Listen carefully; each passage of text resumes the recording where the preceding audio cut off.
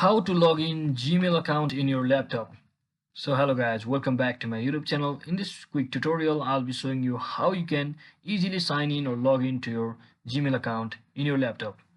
So first thing what you want to do is simply head over to your any of your browser, and so let me just select any of my browser like Chrome, and once you're inside here just search in for Gmail login sign in. Just click on this option to sign into your Gmail, or you can also click on email.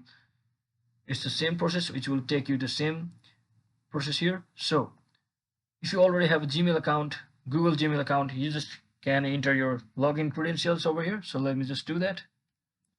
So once you enter your email, just like that, click on next and just enter your password and click on next, and it will ask you to verify your Gmail. So let me just confirm it. So once I verify, just click on continue based on your language. So let me just enter my pin for my computer as well. So just click on this and just click on continue, and just like that you have successfully logged into your Gmail account. So hope this video was helpful guys. If it was, don't forget to like and subscribe to the channel. See you on the next one.